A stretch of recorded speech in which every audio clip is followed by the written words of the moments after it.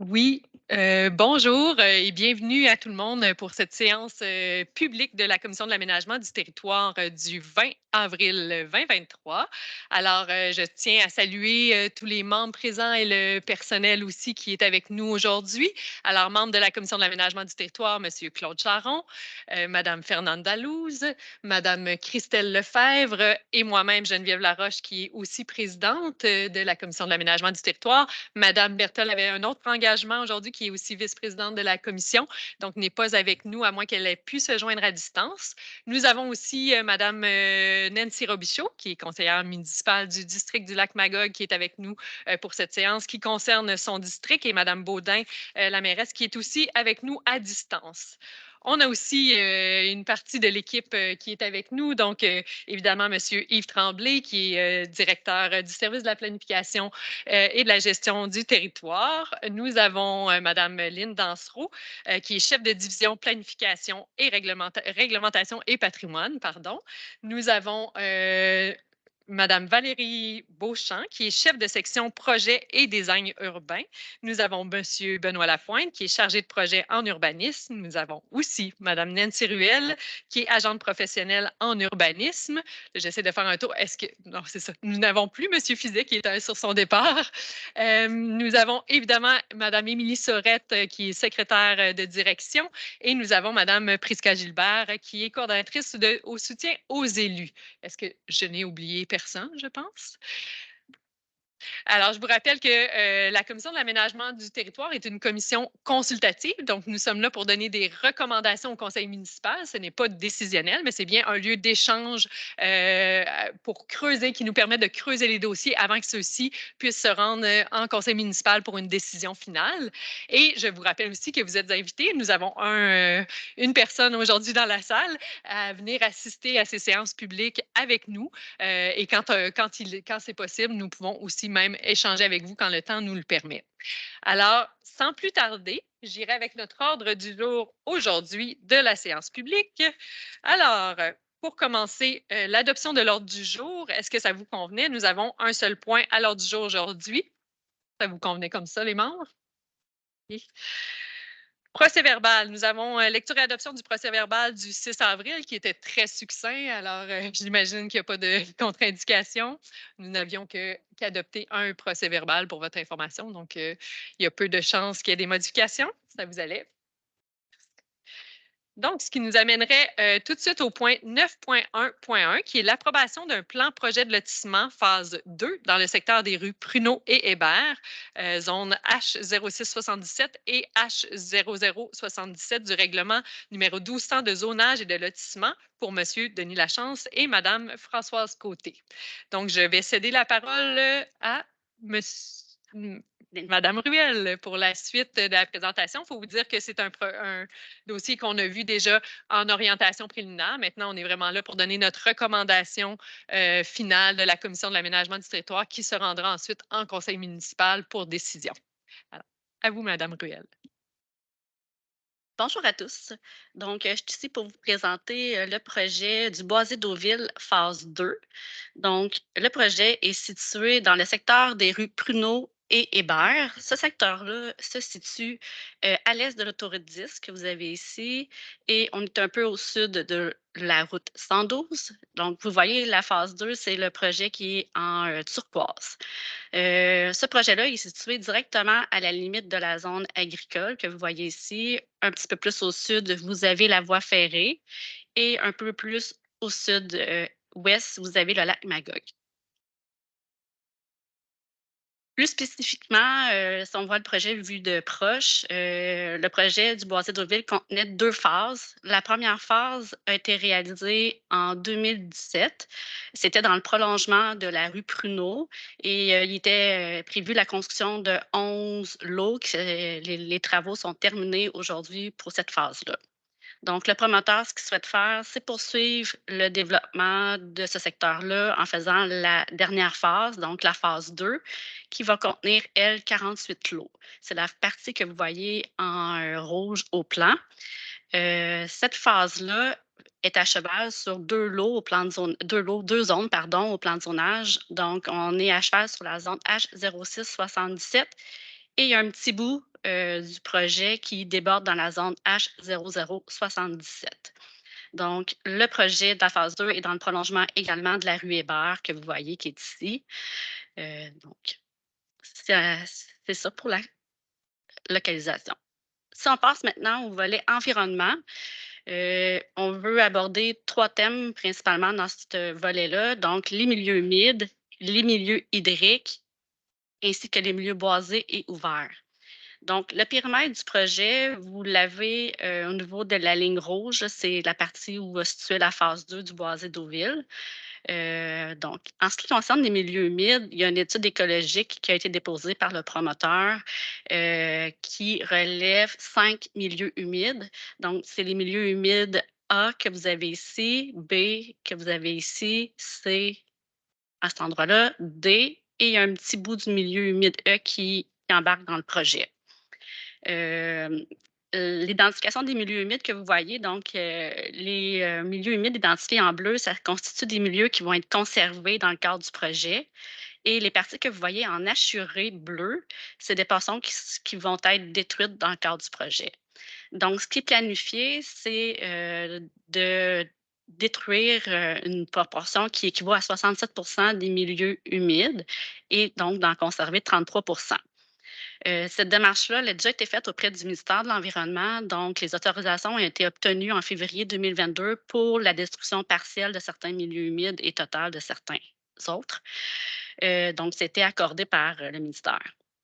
Au niveau des valeurs écologiques, on a des valeurs écologiques considérées très faibles pour 2 milieux humides, donc le milieu humide B et le milieu humide C, alors que le milieu humide A que vous avez ici et le milieu humide D ont des valeurs écologiques faibles.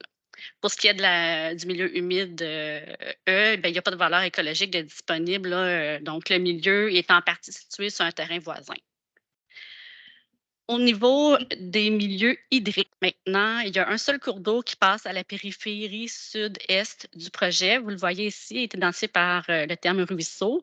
Donc, il y a une partie du littoral qui va empiéter sur certains lots du projet. Et il y a également une bande riveraine contiguë au cours d'eau qui va devoir être respectée de l'ordre de 10 mètres de large. Donc, il ne pourra pas avoir de travaux, d'ouvrages qui vont pouvoir s'effectuer dans ce secteur-là. Donc, on se retrouve à conserver l'entièreté des milieux hydriques, donc on les protège. Au niveau des milieux boisés et ouverts, il y a un peuplement mixte qui s'étend à la grandeur du projet, sauf pour certaines parties où il va y avoir, par exemple, des friches. Donc, il y a 3 friches qui sont dans le début du projet, principalement dans l'emprise de la rue qui est projetée. Donc, les friches, eux, vont être détruites en totalité. Au niveau des boisés, il est projeté de conserver environ 6 du boisé et il va se retrouver principalement dans les milieux humides conservés. Donc, c'est ce qui fait le tour. Peut-être au niveau de la valeur écologique là, du boisé est considéré de faible à moyenne au niveau de l'étude écologique. Donc, ça complète le volet environnement. On voulait également vous présenter le contexte du zonage et, dans le fond, les environs de ce qu'on retrouve autour du projet. Donc, au nord du projet, le projet est en bleu, en fait, là, la phase 2, vous la voyez en bleu au plan. Donc, ce qui est au nord, on retrouve le boulevard Bouc. Donc, on est dans un secteur où on a des commerces, des industries, des habitations de 1 à 2 logements. À même le quartier résidentiel, on retrouve surtout des habitations de 1 à 2 logements contigus à la rue Hébert, par exemple. Et par rapport à la rue Mignot et le début des rues Hébert et Pruneau, on se retrouve avec des habitations de 1 à 3 logements. La zone qui est visée principalement par le projet, elle, prévoit des usages spécifiques qui est autorisé dans cette zone-là. Donc, les usages qu'on vient autoriser, c'est des usages d'unifamiliales isolés et jumelés, donc des habitations d'un logement. Puis, on permet également dans cette zone-là des bifamiliales isolées, des habitations de 2 logements. Le projet qui est proposé par le promoteur répond à tous ces usages-là. Donc, il n'y a pas nécessité de faire aucune modification réglementaire dans le cadre du projet. Il y a également dans la petite zone qui dépasse ici en bleu, dans la zone voisine, c'est pas mal les mêmes usages d'autoriser, sauf qu'on ne permet pas les jumelés. Cependant, il n'y aura pas de jumelés sur cette portion-là. Juste mentionner qu'on est à la limite, du périmètre urbain au niveau du projet. Donc ce que vous voyez en orange, c'est la limite du périmètre urbain et donc de la zone agricole. Au niveau spécifiquement du projet, qu'est-ce qui est prévu comme usage à l'intérieur du projet? On a scindé ça en 3 zones, 3 secteurs en fait. Ça correspond pas vraiment au zonage, mais plutôt, à ce qui est prévu comme type d'usage, sur les lots. Donc dans la première portion du projet que vous voyez, en orange, ça va être des habitations de type bifamilial isolé, donc de 2 logements qui sont prévus à cet endroit-là, donc dans la première portion de la rue Pruneau et dans le prolongement de la rue Hébert. Par la suite, il va y avoir un petit secteur d'unifamilial jumelé, donc quelques lots qui vont servir à ça. Et pour le reste de la rue Pruneau, ce qui est prévu, c'est de l'unifamilial isolé d'un seul logement. Au total, il est prévu 66 logements, dans l'ensemble du projet de la phase 2. Ça équivaut environ à 14 logements par hectare. Donc ça fait le tour du volet urbanisme. Maintenant, si on vous, parle des infrastructures et de la circulation, il y a à partir du boulevard Bourque va se faire les accès au projet. Donc les 2 accès, possibles sont au niveau de la rue Mignot, qui est l'accès principal au projet. Il va y avoir également un deuxième accès possible par la rue, Docteur Gadebois. Hem, Au niveau du transport en commun, il y a aucune desserte qui est prévue à proprement dit dans le projet. Par contre, en bordure du boulevard Bourg, il y a déjà le circuit, de la STS qui passe à cet endroit-là. Il y a des arrêts d'autobus, donc les personnes vont pouvoir se rabattre sur le boulevard Bourg pour emprunter, ce service. Maintenant, au niveau de la trame de rue, donc la rue Pruneau va se poursuivre dans le même axe qu'actuellement et va venir faire une rue en tête de pipe qu'on appelle. Donc, ça va vous permettre de venir, terminer la trame urbaine dans ce secteur-là. Puis il y a également la rue Hébert qui va, se poursuivre vers le sud-est. Donc il va y avoir, la rue A qui apparaît au plan qui, dans le fond, le nom reste à donner à cette rue-là. Donc il va y avoir une rue qui va s'en aller jusque vers le terrain voisin. Donc il y a un autre projet qui pourrait, venir plus tard, au sud-est, qui est pas développé, mais qui pourrait l'être. Donc, pour faciliter la transition avec ce secteur-là, il y a une amorce de rue qui va être construite, que vous voyez en turquoise plus foncé. Donc, elle va être construite dans le cadre de la phase 2 et va permettre la transition vers le projet futur. Et au bout de cette amorce-là de rue, il va y avoir un petit virage temporaire qui va être construit. Ça va permettre les manœuvres des véhicules de voirie qui vont desservir l'amorce de rue et aussi au cumul de la neige, par exemple. Donc, il y a une entente qui a été faite entre le promoteur, du projet, Le Boisé d'Auville et le propriétaire, voisin pour, l'aménagement de cette aire de virage-là. Maintenant, si on parle au niveau des trottoirs, il y a des trottoirs prévus, seulement, à des fins de long terme. En fait, dans le secteur déjà existant de la rue Pruneau, il y a pas de trottoir. Donc, à court terme, il n'est pas projeté de faire des trottoirs dans le projet. Par contre, la planification du projet a été faite, de manière à pouvoir les recevoir. Donc, ultimement, s'il venait qu'il y ait avoir le projet de faire les trottoirs, bien, vous allez le tracé a déjà été prévu, vous les voyez en rose. Ils sont prévus sur un seul côté de la voie publique, et ils sont prévus de manière qu'il y ait une banquette. Donc, il va y avoir une partie végétalisée entre le trottoir et le pavage de la rue. L'emprise des rues, va également être de 16 mètres, donc c'est les standards à la ville, et le pavage va être à 8 mètres, sauf pour la portion du côté sud-ouest de l'intersection. Donc de ce côté-là, on maintient les emprises qui sont déjà actuelles, qui sont un petit peu plus élevées que ça. Donc ça complète pour, le volet circulation. Maintenant, au niveau infrastructure, il y a un seul, bassin qui va être requis pour, gérer les eaux pluviales. Donc, vous le voyez sur, le terrain, illustré en mauve. Il va également y avoir un accès, en fait, l'accès au bassin va se faire à partir de la future rue A. que vous voyez ici et il va y avoir une servitude qui va être nécessaire là, d'être pris avec la ville et le promoteur pour pouvoir passer une conduite d'égout pluvial là, entre le bassin et la future rue Pruneau. Donc, les servitudes sont illustrées en orangé là, sur les plans. Il va également y en avoir une deuxième qui va se faire à partir de l'extrémité de la rue Pruneau et qui va aller jusqu'au boulevard Bourque. Ça va permettre de venir boucler l'aqueduc. Donc, ça va être une conduite d'aqueduc qui est prévue dans cette servitude-là. Au niveau de la distribution électrique du projet, il est prévu qu'elle soit sur rue, donc de façon, ce qu'on a de façon conventionnelle et c'est ce qui est déjà dans le secteur également. Puis la même chose au niveau de l'éclairage, ça va de l'éclairage conventionnel qui est projeté au même titre que ce qui est déjà là, donc de l'éclairage sur poteau de bois. Maintenant, pour le volet parc et espace naturel, dans le projet, il n'est pas prévu d'avoir ni de parc ni d'espace naturel, parce qu'il y a un parc, situé juste au nord du boulevard Bourg, qui est le parc Jules Richard, un parc de quartier qui, est suffisamment près, là, du projet pour l'inclure dans son rayon de desserte locale. En réalité, il y a à peu près 10 minutes, là, de trajet à pied pour aller, au parc. Donc, pour nous, c'était suffisant. Ça ne nécessitait pas, d'avoir, autre chose à même le projet.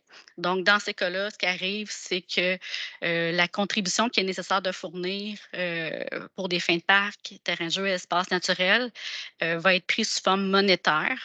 Donc, cette contribution-là va être, perçue au moment d'approuver les plans de lotissement, du projet. Puis, elle va être faite à la hauteur de 10 de la valeur du terrain qui va être visé. Pour conclure, on voulait vous parler des zones de développement. Donc, le projet est à cheval sur 2 zones de développement. La première, c'est la zone prioritaire de développement que vous voyez en rouge et la seconde, c'est la zone d'expansion urbaine que vous voyez en bleu.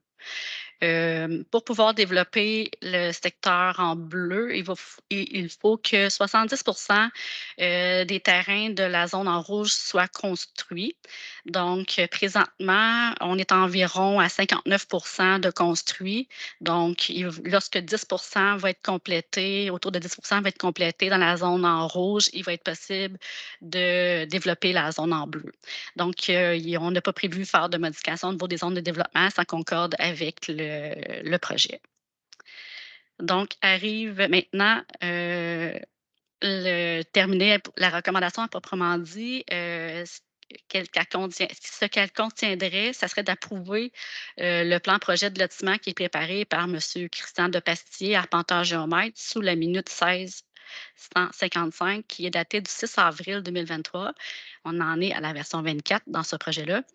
Et également prévoir que la contribution pour l'établissement, le maintien et l'amélioration de parcs et terrains de jeu et la préservation d'espaces naturels du projet se fasse sous forme monétaire et que la contribution corresponde à une valeur de 10 de la valeur du terrain visé qui va être pris au moment d'approuver le ou les plans d'opération cadastrale.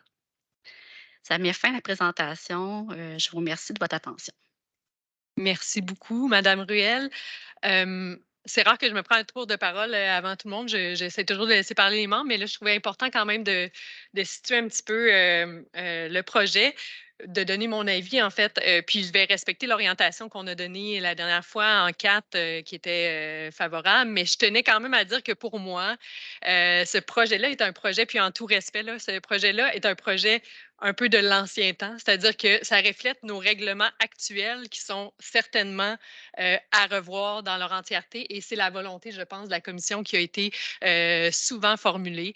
C'est un projet qui donc répond à toutes nos règles actuelles. Fait que c'est difficile de dire on ne le permet pas, mais en même temps, pour moi, c'est important d'envoyer le signal clair que ce type de projet-là, ce n'est plus le type de projet qu'on souhaite pour la ville de Sherbrooke et qu'on est en train de se donner des outils pour que ça change aussi. C'est-à-dire qu'on a un plan nature qui s'en vient. On a aussi le désir d'aller en révision de schéma, de revoir nos règles d'urbanisme. Et on travaille, je tiens aussi à dire qu'on travaille dans plusieurs projets de manière différente pour inciter, puis on a de la belle collaboration collaboration des promoteurs pour amener les projets ailleurs, revoir nos densités, permettre de préserver plus de milieux naturels, faire des milieux de vie qui sont beaucoup plus intéressants. Et pour moi, c'est clair qu'il faut aller là. Donc, je tenais quand même à le mentionner.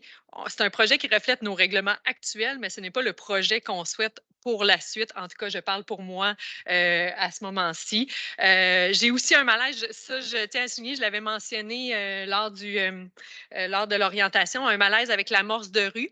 À ce moment-ci, on ne sait pas ce qui va se passer. Fait que de tout de suite continuer avec l'amorce de rue, je sais que c'est la pratique courante, là, mais je tiens quand même à signaler que pour moi, on ne sait pas ce qui s'en vient pour la suite, justement, comment on va revoir nos règles. Donc, de tout de suite aller entamer une amorce de rue. Je sais qu'il faut prévoir de boucler le secteur, donc je me questionne encore si c'est absolument nécessaire.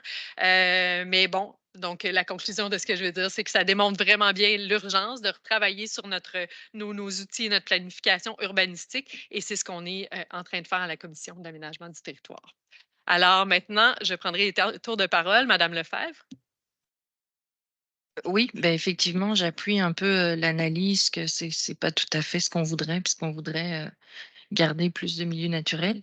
Hem, puis justement, tu sais, est-ce qu'il y a une ouverture de la part du promoteur et de la part de nos services, tant qu'à jouer dans le zonage, plutôt que de faire, de l'unifamilial, peut-être faire des quadriplex plutôt que des jumelés ou je sais pas quoi qui permettrait peut-être de sauver un milieu humide. En tout cas, je pose la question, hein. Ça Et prendrait un changement de zonage si on veut faire ça. Puis, mais il y a un on l'a vu changement en de zonage qu'on orientation, il fait? n'y a aucun changement de zonage. Ah On OK, fait juste approuver excusez, un j'ai mal plan. compris C'est alors. pour ça que je disais que ça reflète nos règlements actuels. En ce moment, tout est conforme, et si on voulait aller avec plus OK. de densité, c'est là qu'il fallait faire des changements de zonage qui Ah, je seraient pensais soumis à qu'on en faisait l'approbation un de toute referendaire. façon. OK, excusez-moi alors, j'ai mal compris le dossier. Hem, il va y avoir un aspect de toponymie là, puisqu'il y a une nouvelle rue qui va s'ouvrir, la rue A. Donc, je me demandais c'est comment on va procéder à ça, puisque, il y a plus vraiment de comité de toponymie et puis, par rapport à l'amorce de rue, on en avait déjà parlé. Je me demande pourquoi on en fait une ici. Est-ce qu'on prévoit un développement futur? Hem, parce qu'il y a le train qui passe en dessous là. On avait mentionné lors de l'orientation, mais Monsieur Tremblay veut y répondre. En fait, la notion de l'amorce de rue, c'est pour éviter, ne sachant pas vers quoi va se développer la suite. La problématique qu'on a vécue dans le passé et que beaucoup de municipalités ont, c'est que quand on n'annonce rien, Oui. c'est très Oui, oui, tout difficile à de le fait. récupérer. Donc, il se fait beaucoup Oui, mais donc c'est d'empiètements. est-ce que c'est parce qu'on prévoit qu'il va y avoir quelque chose? En fait, c'est pour anticiper que s'il y a quelque chose, au moins cette emprise-là, elle est réservée dans la suite des choses. Ouais, Donc, on n'a rien de bloqué, il n'y a rien qui est amorcé ou annoncé, mais par contre, on ne se ferme pas la porte à cette option-là. Donc, ouais, c'est une prudence. C'était la même problématique avec les passages piétonniers. ouais, tout On à a fait fait. beaucoup de récupération. On avait beau les anticiper, mais comme on ne les aménageait pas, les gens faisaient de l'empiètement et très difficile de les récupérer par la suite, ou en fait, toujours très différent. Là, c'est clair, le message est clair que c'est un espace qui est ville, Ouais. qui va être aménagé pour être certain de ne pas être empiété par la suite. Mais la corollaire de ça, c'est que si on le fait, je comprends pourquoi on le fait, ça veut dire que nous, comme ville, on accepte qu'il y ait de quoi de plus qui se fait. Entre le fait d'accepter puis le fait d'atterrir, il y a deux éléments. Donc, on Ouais, je sait sais. que les nouvelles moutures, on l'a vu dans d'autres projets, comment est-ce qu'on maintenant on influence les projets. Ça n'empêche pas la réussite d'une transformation si jamais on développe la portion sud. C'est juste qu'on ce qu'on voit pas sur le plan là, c'est qu'il y a la voie ferrée en dessous, puis qui est toute boisée là, autour. Donc tu sais, je pense qu'il faudrait, je veux dire, on peut pas prévoir une rue qui va aller reconnecter à d'autres choses parce qu'il y a la voie ferrée au milieu.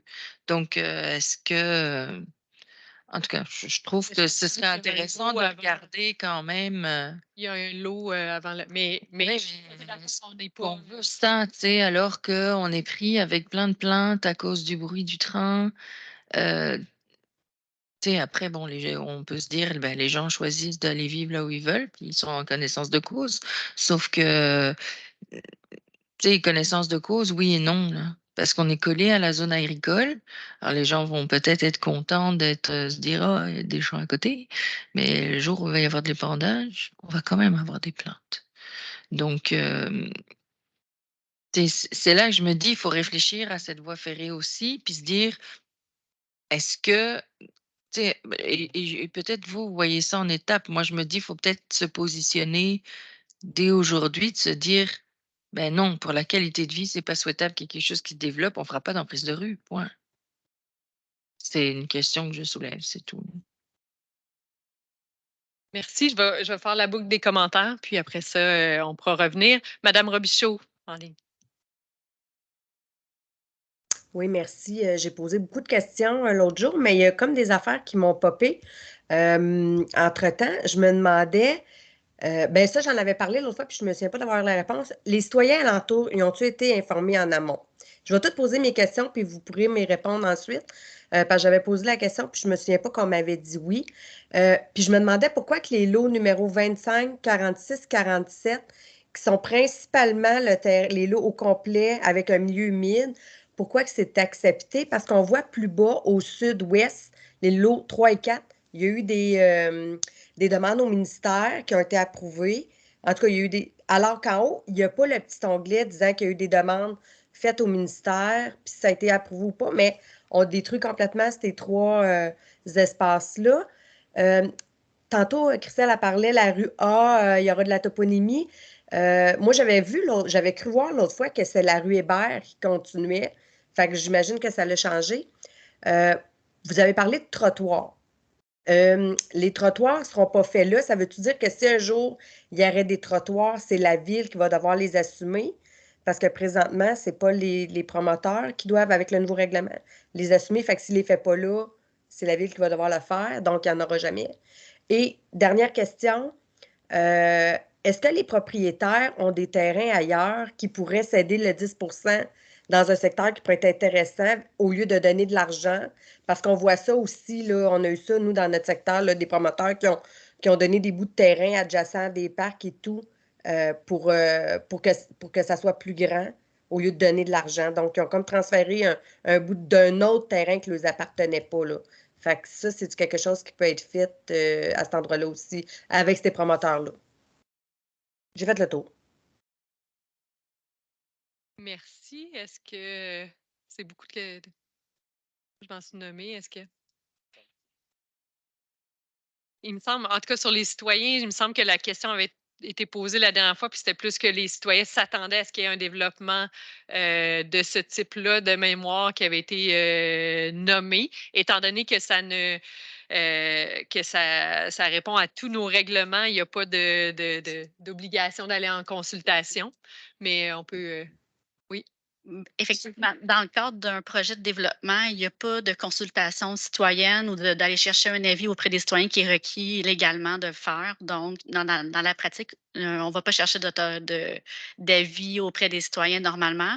S'il y avait une modification réglementaire, effectivement, là, la situation aurait été différente, puis on aurait pu devoir aller consulter les citoyens. Mais dans le projet qui nous occupe, c'était pas le cas. OK. Il y avait il y avait le milieu, l'autorisation aussi pour un des milieux humides. Moi, j'avais compris que la destruction avait déjà été autorisée. C'est un élément. Ben, en fait, là, j'ai pas trop. Est-ce que vous pouvez répéter les terrains que vous dites que si on peut répéter la question, je ne suis pas certaine Oui. d'avoir compris. En fait, c'est sur la rue A. Dans le fond, il y a le lot 46-47. Puis sur la rue Pruneau, plus loin au coin, il y a le lot 25. Où ce que la grande proportion des terrains sont en milieu humide, mais il n'y a pas le petit carré qui dit qu'il y a eu des certificats d'autorisation démis par le ministère pour ces lots-là, là.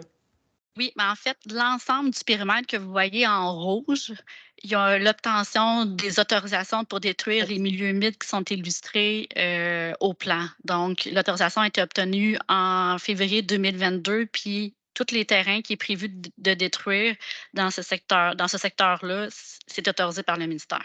OK, c'est beau. Vu que le carré est en bas puis qu'il y avait une petite flèche, je pensais que c'était juste le carré qui était en bas qui avait été autorisé, c'est pour ça. C'était Non, pas. je l'ai marqué dans le texte, là, mais il n'y a pas de note spécifique inscrit au plan. Là. De façon générale, ça fait partie de la recommandation. C'est inscrit dans les considérants que les autorisations ils ont été obtenues. OK, pour l'ensemble du carré. Puis par rapport au trottoir? Le trottoir, je vais passer la parole à M. Lapointe pour les trottoirs. Pour les trottoirs, en fait, ce qui a été fait, ce qui a été prévu, en fait, c'est la rue qui est décentrée, si vous voulez, là, qui va nous permettre éventuellement de faire un trottoir si requis.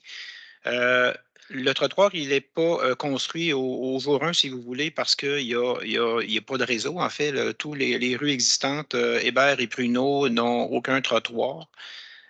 Donc, si on réalisait des trottoirs dans la phase 2, mais c'est des trottoirs qui ne sont pas connectés à rien.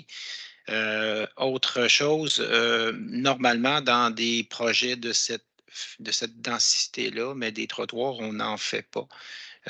Donc, on ne fait que prévoir le coût si jamais il y avait des modifications dans le temps avec la typologie ou les usages où on viendrait chercher une certaine densité. Donc, on ne fait que prévoir le coût. Si un jour on en a besoin, si un jour les rues existantes sont dotées de tels trottoirs, on aura l'opportunité d'en ajouter.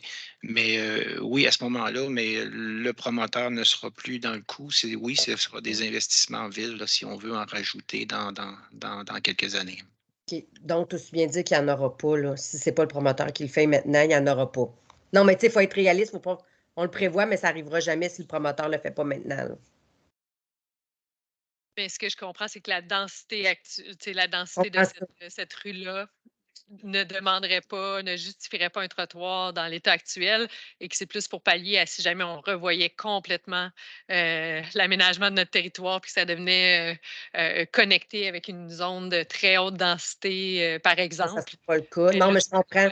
Mais, OK. mais en effet, ça veut dire que si un jour on en vient là, ça va être à la ville d'assumer. L'emprise est prévue, mais ça va être à la ville d'assumer. Puis je veux juste aussi rappeler, parce que, tu sais, on parle beaucoup de la destruction des milieux boisés, mais je veux quand même rappeler, parce qu'on l'oublie souvent, que dans nos règles actuelles, même si ce n'est pas la pratique qu'on constate malheureusement dans beaucoup des développements, on a quand même une norme maximale de déboisement de 5 mètres autour des maisons.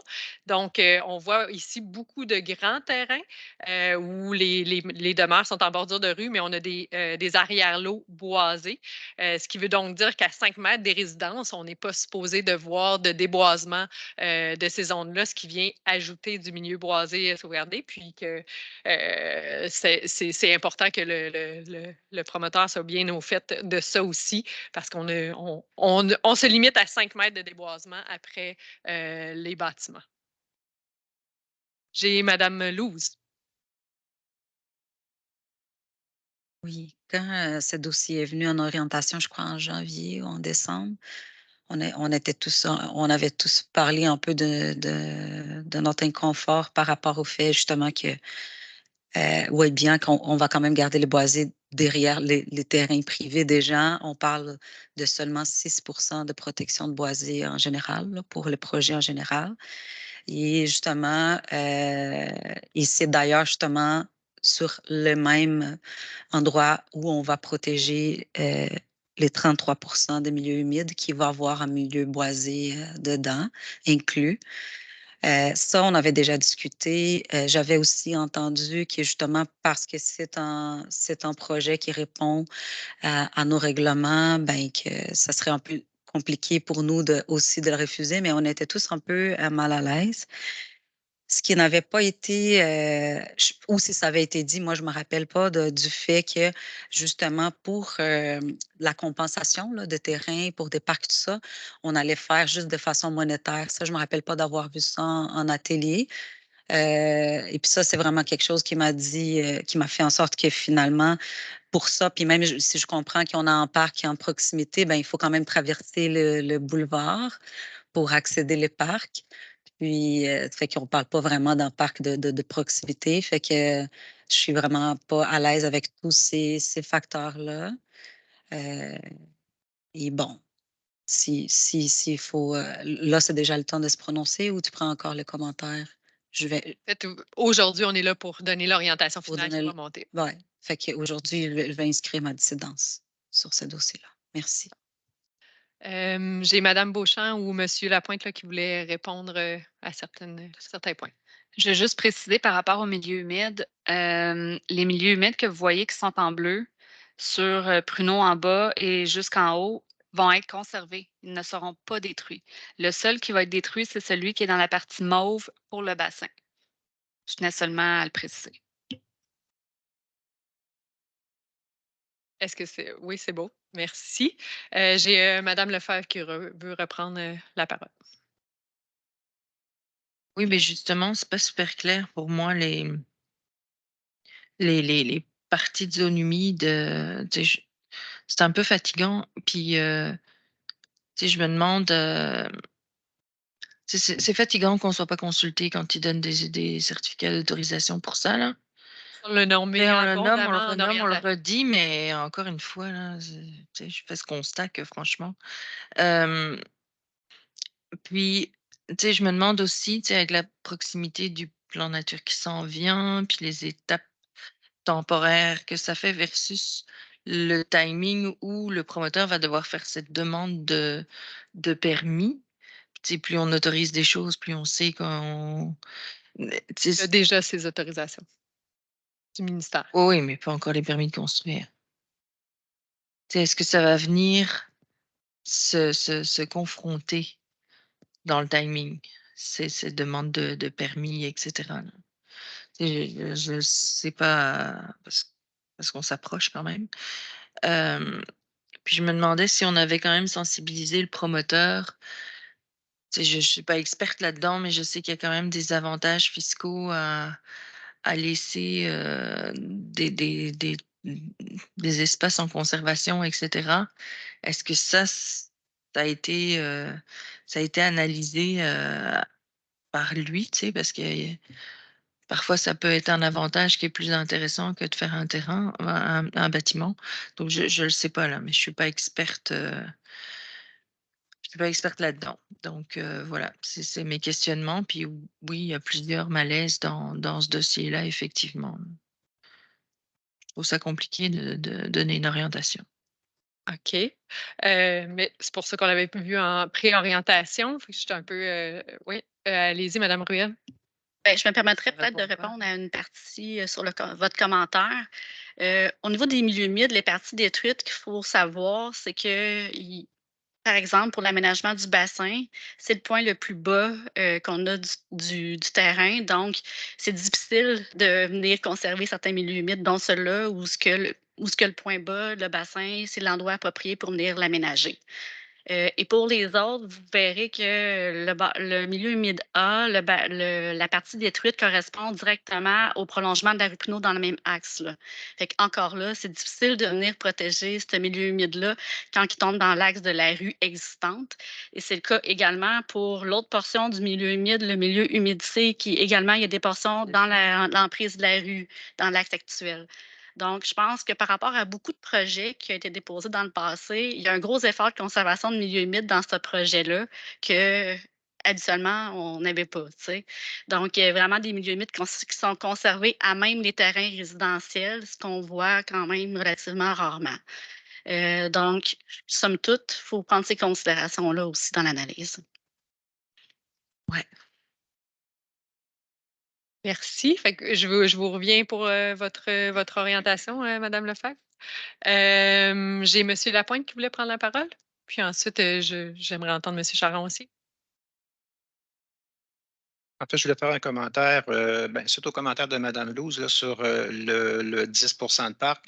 Je vous rappelle, en fait, la loi ou la réglementation nous permet d'aller chercher un maximum de 10 pour un parc. En fait, il y a deux raisons là, pour lesquelles on ne prend pas en terrain. De un, au plan directeur des parcs et espaces verts, on n'en a pas besoin dans ce secteur-là, considérant la proximité et le rayon de dessert du parc Jules Richard qui est existant. Ensuite, 10 de ce projet-là, faut s'entendre, c'est un petit projet de développement. 10 de cette superficie-là, c'est pas beaucoup. C'est nettement en deçà de nos exigences de notre division parc et espaces verts. Pour aménager un parc, ils veulent avoir une superficie minimale de 5 000 mètres carrés. Ça, c'est pour être en mesure de mettre là, des parcs, pas des parcs, mais un espace de jeu pour enfants. Donc, normalement, ils sont à 5 000 mètres carrés. Alors, on n'a pas l'espace nécessaire sur ce terrain-là pour le faire. Ben, le 10 qu'on n'arrive pas à 5 000 mètres carrés. L'autre chose qui a été évoquée, est-ce que le promoteur a des terrains ailleurs dans lesquels on aurait pu aller chercher ce 10 %-là? Ben, non, il n'y en a pas. Donc, c'est pour ça qu'on le prend en argent dans ce projet-ci. Merci beaucoup. Monsieur Charon, voulez-vous... Votre micro, est-ce qu'il est ouvert?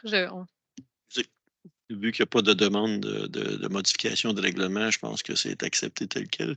On peut faire des commentaires tant qu'on veut, mais c'est les règlements en place. Donc, pour le futur, ça sert d'exemple pour le futur. Merci. Merci. Donc, je comprends que vous êtes favorable. Madame Louze? Bon, favorable. Défavorable, ça changerait quoi? Ben, si jamais il y a une orientation défavorable, ça va continuer au conseil municipal qui est décisionnel. C'est l'orientation qui va être différente de la commission de l'aménagement du territoire.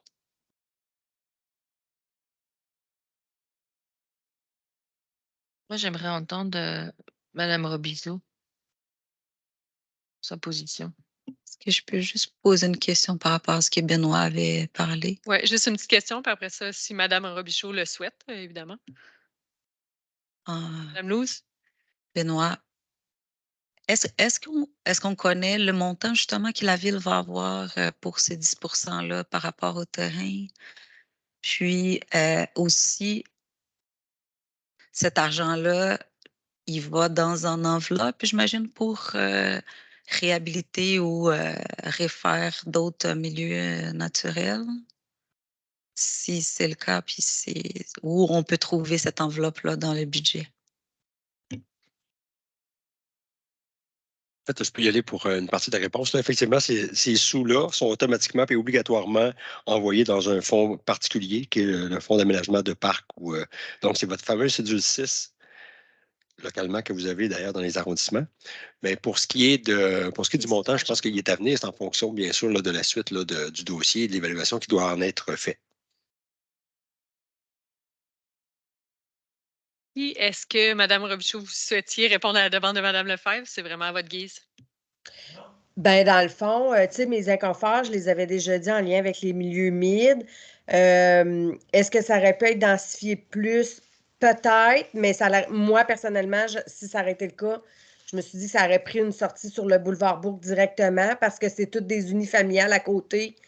Donc, ça aurait causé sûrement beaucoup de problématiques avec l'environnement déjà là. Il y a déjà des jumelés, des choses comme ça, fait qu'on reste dans la même lignée. Pour moi, ça me va. Effectivement, je suis d'accord avec Mme Lefebvre quand on dit que les gens vont se plaindre de l'épandage puis du bruit du train parce que j'en ai régulièrement de ces plaintes-là. Donc, mais là, assurément que le dire que c'était là avant eux, ça va être possible là, parce que c'est la réalité. Mais sinon, tu sais, le règlement, il est fait comme ça, puis on verra comment il sera changé par la suite pour faire autrement, là. Merci. Donc là, j'ai besoin qu'on finalise l'orientation. J'ai une dissidence claire de Mme Louze. Moi, j'avais j'avais bien exprimé quand même mon malaise, mais le fait quand même que c'est un projet qui, en ce moment, répond à toute notre réglementation et qu'il est la belle preuve qu'on a besoin de travailler rapidement sur nos outils de planification. J'aimerais entendre les 2 autres membres qui sont présents aujourd'hui pour qu'on puisse finaliser l'orientation. Ben, c'est la même chose que vous, Mme Laroche. Gros malaise, mais effectivement, on n'a pas d'outils pour changer ça. Donc, Mais ça, comme on dit, ça nous montre bien qu'il faut travailler rapidement sur la suite. Monsieur. Même chose. C'est tout ce que j'ai dit tantôt. Hein. C'est aussi simple que ça. Donc, l'orientation serait favorable à la majorité avec une distance de Mme Louze.